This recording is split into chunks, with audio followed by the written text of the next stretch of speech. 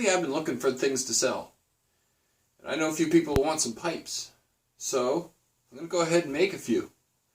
Stick around, I'll show you how I did it. And you can watch me cut into this beautiful chunk of cherry that I've got here.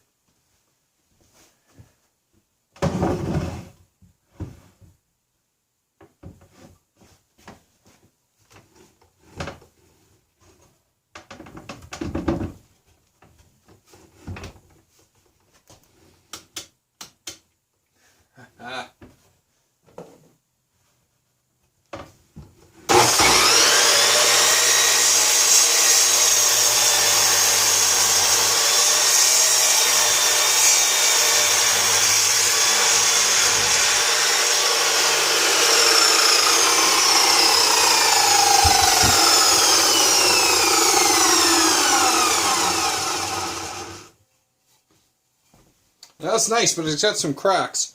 But that's alright, we only need pieces of it, about 2 inches by 2 inches.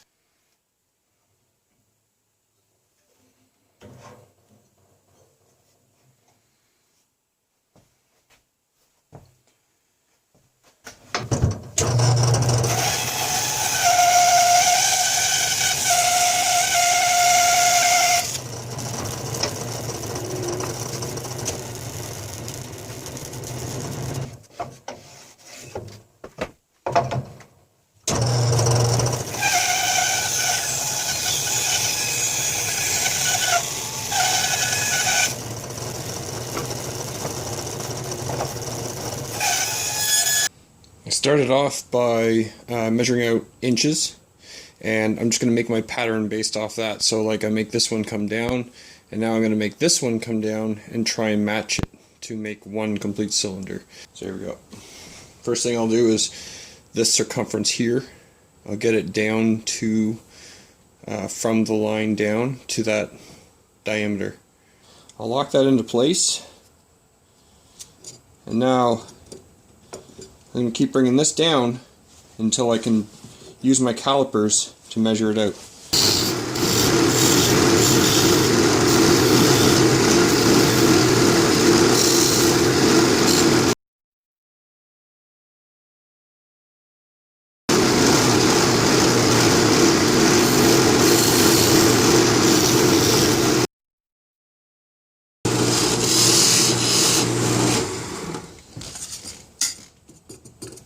And there it is. Now it fits right there.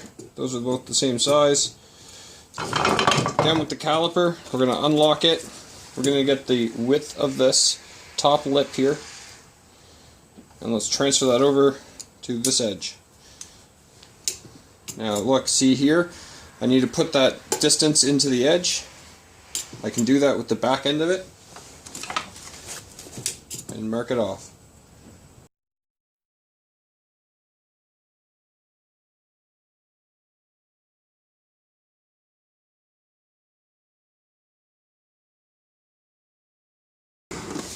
I'm going to bring it straight back to this inch here.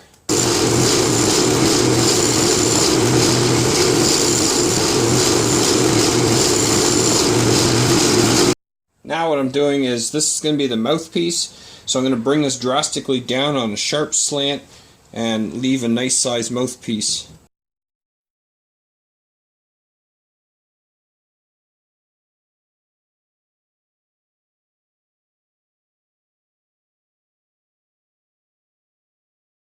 So what I've done here is I've brought this right down to the tailstock, just a little bit bigger than it. I find that's a good size for a mouthpiece. So you can see with the markers I can make things even a lot easier. The left hand side was all by just winging it, seeing how I felt it should be.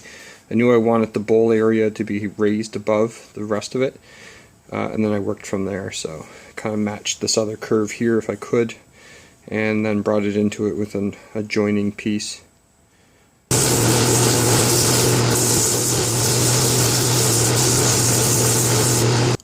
It's looking really nice, so I'm just going to keep sanding. I'm going to move up the sandpaper grits.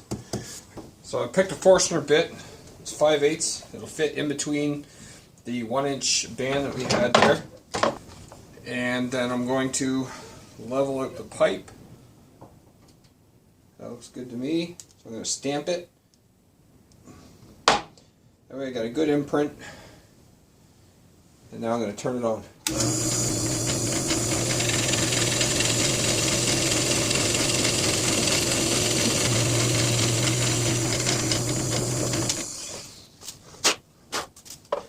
For our next step, we're going to drill the holes straight through.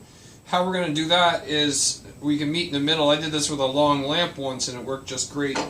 So I'm going to start off with the drill press because it allows me the straightest cut.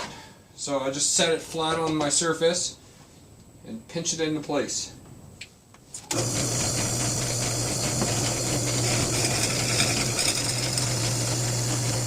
So we'll flip it over and do the same on the other side.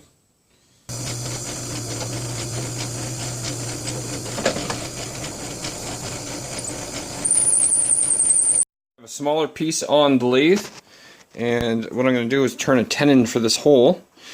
From that tenon I will make the bowl itself. Okay, so what I'll do is I'll set my tenon width, and that's just the Forstner bit I used to drill the hole.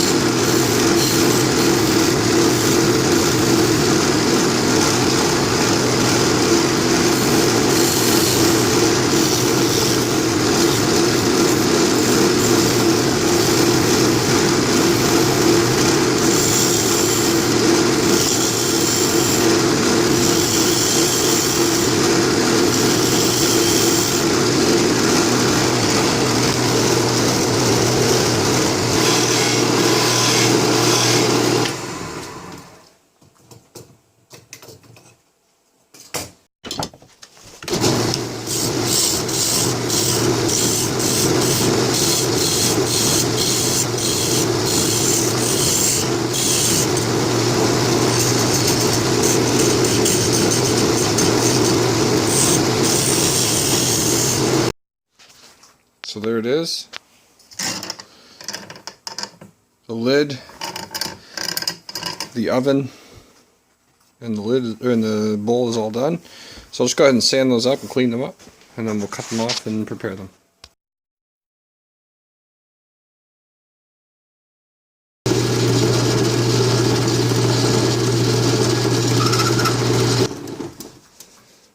And there it is. I got a little wax on the tenon, so I'm going to have to sand that off because I can't have wax on there. The glue won't adhere to it.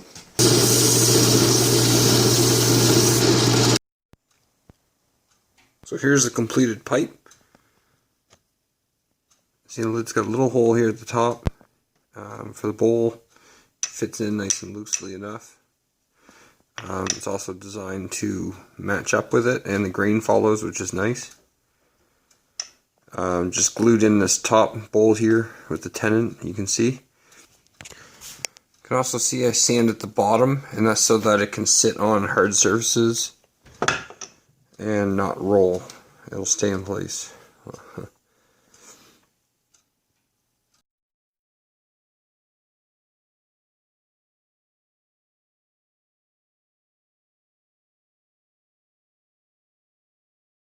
I have this long bit here that'll go through a lot of things. So let's see what size that is, I forget. I think it's 1/8.